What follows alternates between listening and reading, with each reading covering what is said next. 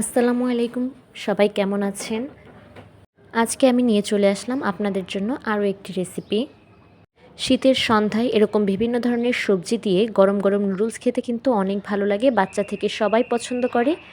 এ কারণে আমি নিয়ে আসলাম ২ প্যাকেট নুডলস আর সাথে বিভিন্ন ধরনের সবজি। এখানে ছিল ২টো টমেটো, ছিল পেঁয়াজের কালি, আমরা এটাকে বলি পেঁয়াজের কালি। এরপরে ছিল গাজর, পেঁয়াজ, মরিচ। এখন আমি এগুলো কুচি কুচি করে নেব নুডলসের জন্য। অনেকে সবজিটাকে আলাদা সিদ্ধ করে, পরে নুডলসটাকে আলাদা সিদ্ধ করে, কিন্তু আমি এটা করি না। আমি সবজিগুলোকে আগে সিদ্ধ দেই, তার ৪-৫ মিনিট পরে সেই পানিতেই নুডলস সিদ্ধ দেই। এই কারণে আমি সবজিগুলোকে আগে তৈরি করছি। নুডলসে যেভাবে দিব ঠিক সেভাবে করে কেটে নিচ্ছি। আমি প্রথমে গোল গোল করে কেটে এগুলোকে কুচি করে নিচ্ছি। তো গাজরটা তো একটু শক্ত হয়, একটু সময় নিয়ে আমি এগুলো কুচি করে নিলাম। আপনারা আপনাদের পছন্দ মতো সবজি অ্যাড করতে পারেন নুডলসের ভিতর। গাজরগুলো কাটা শেষ। এখন আমি শিমগুলো কেটে নেব। যেহেতু আমি গাজরটা লম্বা লম্বা করে কেটেছি, শিমগুলো ওই একই সাইজে কেটে নেব। এই সবজি দুটোই আজকে সিদ্ধ করার মতো। এখন আমি নুডলসের প্যাকেটটা ছিঁড়ে নুডলসের ভেতর থেকে যে মশলাটা আছে সেটা বের করে নিচ্ছি। এরপরে আমি পেঁয়াজটা কাটতে গেলাম, কিন্তু পেঁয়াজটা হাত থেকে এভাবে ছিটকে পড়ে গেল। এই শীতকালীন পেঁয়াজগুলো উপরে অনেক পিছলা থাকে। এর কারণ হচ্ছে এটা হয়তো কাঁচা পেঁয়াজ এখনও আর কি, তাই তো সাবধানে করতে হবে। এখন আমি নুডলস সিদ্ধ দেওয়ার জন্য পানি নিয়েছি। পানিতে 1 চামচ লবণ আর 1 চামচ সয়াবিন তেল দিয়ে নিয়েছি। এটা করলে হবে কি, সবজি বা নুডলস কোনো কিছুই একটার সাথে আরেকটা লেগে যাবে না। এখন আমি এক এক করে সবজিগুলো দিয়ে দিচ্ছি। সবজিটা 4-5 মিনিট সিদ্ধ হতে থাক। আমি ঘড়ি দেখে 4 মিনিটের মতো সিদ্ধ করে নিয়েছি। আর এখন আমি সেই পেঁয়াজের কলি বলে অনেকে, আমরা বলি পেঁয়াজের কালি, যাই হোক, এগুলো কেটে নিচ্ছি। এটা হচ্ছে যখন নুডলস রান্না করব তখন। মরিচ কেটে নিয়েছি।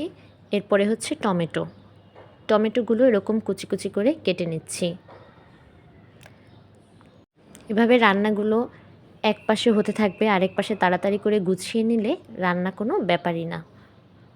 আর এগুলো যদি আরও অন্য কেউ করে দেয় তাহলে তো রান্না করতে আরও সহজ হয়ে যায়। তো নুডলসটাকে আমি মাঝখানে একটা ভাঙা দিয়ে নিব। এখন নুডলসটা আমি সেই পানিতে সিদ্ধ করতে দিয়ে দিলাম। এটা আমি ঢেকে রেখেছিলাম। এটা সিদ্ধ হতে আমার সময় লেগেছে 9 মিনিট। এরপরে এটা আমি নামিয়ে ঠান্ডা পানি দিয়ে ধুয়ে নিচ্ছি। এর কারণ তাহলে নুডলসগুলো একেবারে ঝরঝরা হবে। সেই ফ্রাই প্যানে আমি তেল গরম করে তার মধ্যে পেঁয়াজের কালি আর মরিচগুলো দিয়ে নিয়েছি। এগুলো হালকা একটু ভাজা দিয়ে এক সাইডে করে নিয়েছি। এক পাশে ডিম দিয়ে দিলাম, ডিমের উপর লবণ পরিমাণ মতো, আর নুডলসের যে মশলা আছে সেটা দিয়ে নাড়াচাড়া করে নিচ্ছি। দুই পাশে ভাজা হতে থাকবে। তো এটা ভাজাভাজি মোটামুটি যখন হবে, আমি আরেক পাশে আরও একটা জিনিস দিয়ে দিলাম, সেটা হচ্ছে টমেটো। তো 3টা জিনিস 3 পাশেই ভাজা হবে। টমেটোর মধ্যে আমি দিলাম লবণ, দিলাম নুডলসের মশলা,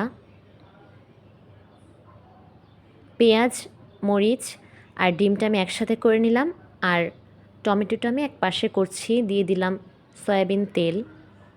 সুন্দর করে নাড়াচাড়া করছি, এটা যেন শক্ত না থাকে। আমি টমেটোটা একটু বেশি করে গলিয়ে ফেলি।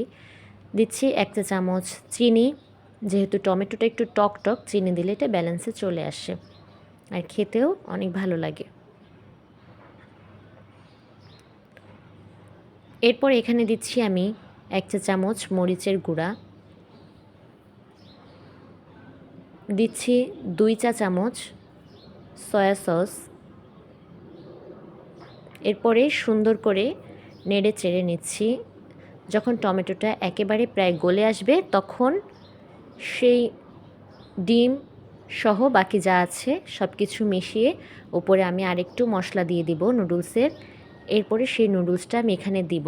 নুডলসটা কত সুন্দর ঝরঝরা হয়েছে, একদম পারফেক্ট সিদ্ধ হয়েছে, একেবারে কমও না বেশিও না।